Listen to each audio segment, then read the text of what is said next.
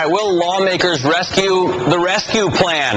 Let's take a look here live at the House Rules Committee meeting right now to talk about the upcoming vote. Joining us live here are two Republicans who are members of the Financial Services Committee. Donald Manzullo voted no for the legislation on Monday. Michael Castle voted yes. Gentlemen, thanks for joining us. Let me ask first of all, Representative Castle, what do you think about this sort of wrinkle in the process that the Republicans, that this group of rebel Republicans have sort of thrown in here? They want to add an amendment to this bill. Well, I don't know their amendment that well, but I have spoken to one of them who's putting it forth, and I think it's a good concept. Having said that, I am supportive of the legislation, and I'm even more supportive of the legislation as it was changed in the Senate. So even without that amendment, I would probably be supportive of it. But having said that, I think they have some good concepts in their amendment.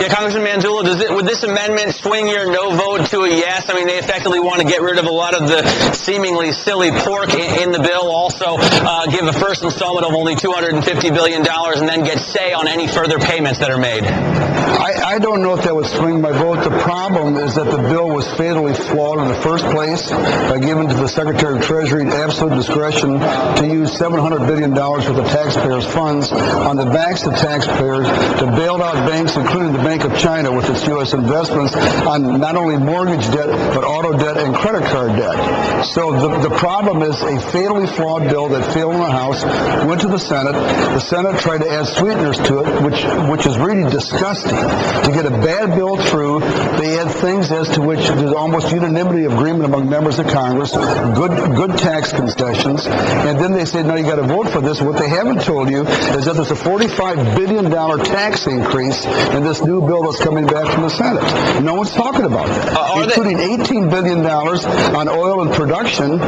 which means that it makes us even more dependent upon foreign oil, and it's less of an incentive to drill off the coast. It's a bad bill, and it's a bad so-called sweetener that was put onto it. Congressman Castle, why don't you answer to that? I mean, what's making you vote yes to this bill? If you listen to Congressman Manzullo, it seems like something that's a little bit ridiculous. Well, first of all, Don's a good friend, and I agree with Don at the beginning. I think at the inception of this bill, as proposed by the President and Mr. Bernanke, it had a lot of problems. It was a 3-page bill, and it gave them, they became sort of all-powerful in terms of how that would be spent. But the House did a good job, I thought, of limiting those expenditures. An insurance policy was put into place. Warrants or stock options in the companies that would participate in this were allowed to go to the federal government to help as assurance that we would be paid back.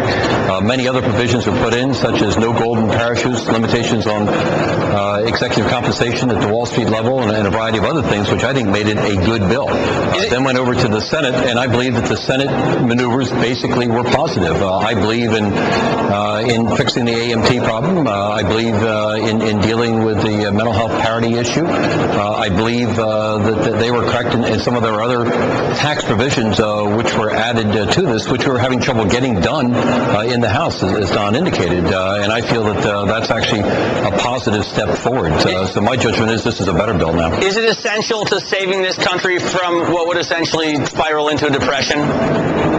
It may be essential. That's very hard to answer. I think that's hard for any of us to predict at this point. But having said that, we saw the response of the stock market when the bill failed in the House of Representatives. My sense is that there are a lot of credit problems out there that go well beyond Wall Street. We're dealing with automobile dealers. We're dealing with small businesses. We're dealing with people's IRAs and 401ks, and these are all at risk. And my sense is this would give us stability to the market.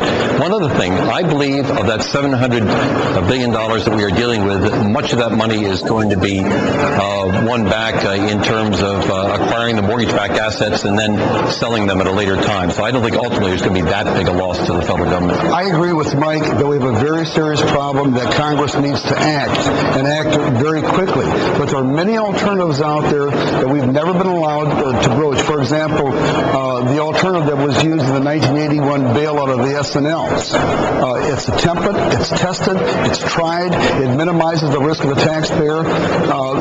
Even, God bless his liberal soul, George Soros has come out with a plan that's better than this.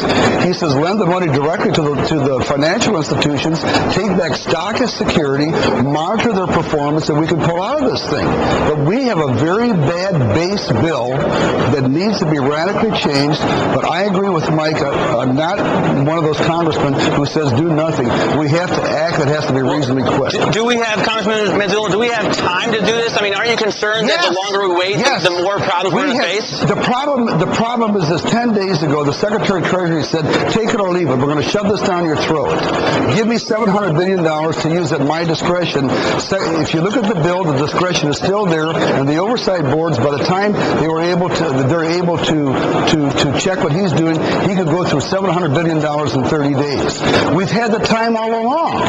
And people keep on saying, well, why don't you act? We've been stymied from acting because the White House and the Speaker have decided that they want to have the $700 billion crammed down the throats of the American people without an opportunity for any alternatives. And that's how bad legislation gets. I mean, I disagree with that. I believe that the House and the Senate, Republicans and Democrats, and even the White House have actually acted reasonably and done a good job of taking this legislation, which in its skeleton form wasn't very strong, and making it a piece of legislation which could serve the best interests of the country, and I think protect the taxpayers' dollars. So I think for a change, and it's a little bit unusual down here, there's been good interaction together amongst all the interested parties. Can I ask you? I'd like to see more. Can I ask you, Congressman Manzullo, when do you expect this vote to happen? I mean, speaking of scheduling, what time is it penciled in on your schedule here? I think it could be either tonight or probably sometime tomorrow morning. Yeah, well, that's what everybody thinks. It'll be tonight or tomorrow morning, just as long as it doesn't interfere with the Phillies playoff game. That's the important part of all this. Any idea? Who knows who's going to win the Phillies playoffs game? Do you know who's going to win this vote? Congressman Castle, do you think you have enough votes?